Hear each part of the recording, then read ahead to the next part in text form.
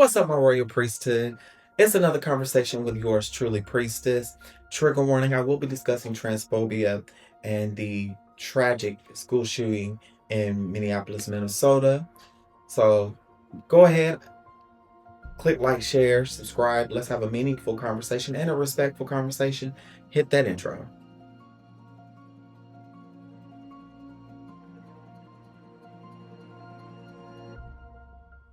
By now, we've seen the coverage and a lot of the discourse concerning the identity of the shooter and the tragedy itself in Minneapolis, Minnesota. Unfortunately, at the Annunciation Catholic School, two children lost their lives at the hands of a gunman that had been radicalized. And I was reading the social media coverage. On Wednesday, I got up to check my phone and I saw that Minneapolis and school shooting was trending.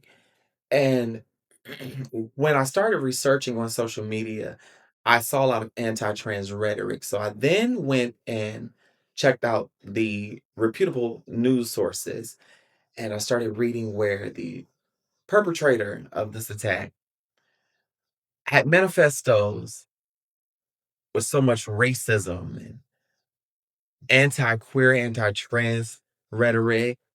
Um, this person had an obsession with unaliving children, and they idolized mass shooters, made ideations to carry out the very thing that was done on this past Wednesday, August 27th.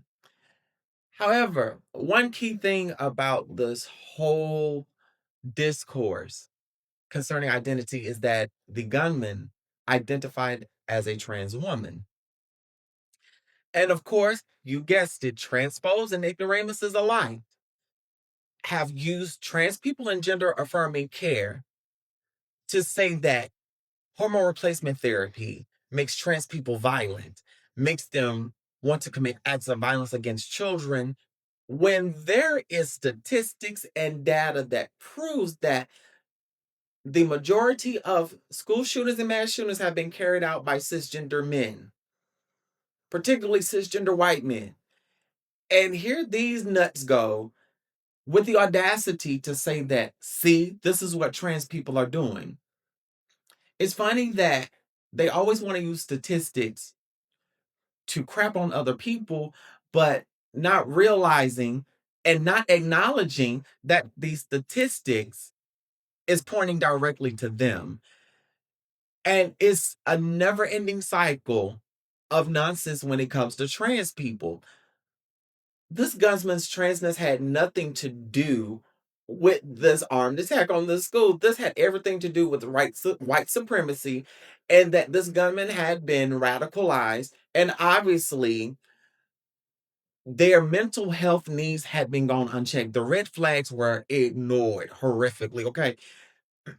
When this gunman expressed in school that they wanted to pew pew a school, there should have been some type of intervention. There should have been some type of evaluation, because it's obvious that this person was going to be a danger, as we now see. And I am just tired of the anti trans rhetoric. Let me hip you to something. Trans people are more susceptible to be victims of violence more so than to perpetrate violence. We're only 1% of the population. There's no way that we would be the ones carrying out a majority of these mass shootings, of these mass attacks on people. Like, come on, let's look at the record. Let's look at past history. And instead of focusing on the families, instead of focusing on the children and those who experienced and saw this whole mass shooting in this place as they were gearing up for the school year, getting ready to go further into the school week, making sure that everything was up to a right start, instead of focusing on the trauma that they're going to face over the mental health issues and actual gun reform, right wingers have decided to make this an anti trans campaign. If you are really pro life and about protecting children, you wouldn't be coming up with stupidity about trans people using bathrooms. If you were pro-life, you will be doing something about the weapons in this country so that children can go to school safely and parents don't have to worry if their child is going to come home or not. Children should not have to worry about doing active shooter drills. Children should not have to worry about what's going to happen to me when I go to school. Children should be able to learn in peace, go out to recess, be able to do mass in their schools without being fearful of someone coming in to disrupt their lives permanently. But these are the people that you all elected. And what's angering me is a lot of Christians that's behind this. If you are so holy and righteous, where is your compassion for those who are suffering? I don't see any of y'all out there pushing for gun reform. I mean, but hey, violence is what this country is founded on. But at one point, do we say enough of this anti-trans rhetoric is enough? Let's call attention to what's really going on. But we know if they do that, it's going to really call attention to the failures of the system. It's going to call attention to everything that's wrong.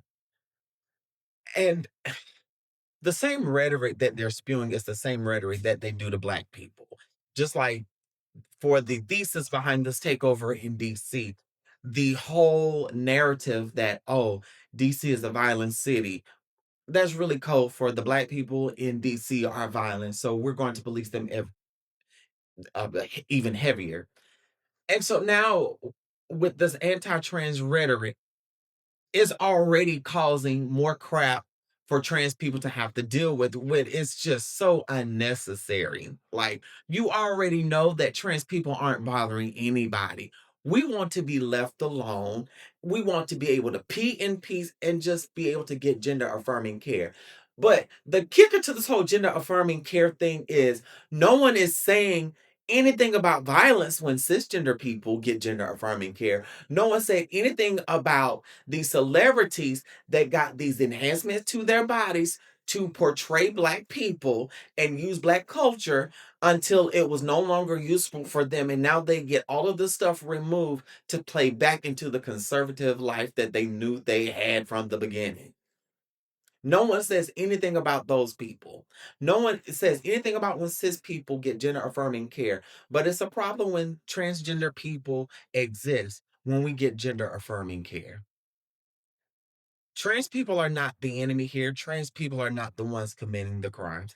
The data speaks for itself. We have other things to focus on. We have children that need health care. We have children that are now really not going to be able to get a quality education because the Department of Education has been dismantled. We have children that aren't able to get certain food benefits, certain programs because of greed and hatred of the billionaires. We have children that can't even be themselves because of propaganda like this.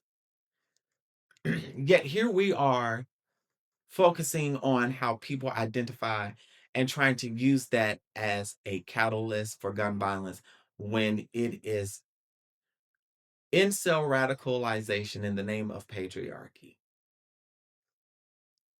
What more are we going to have to deal with? Like, when are we really going to get some kind of gumption of sense in this place?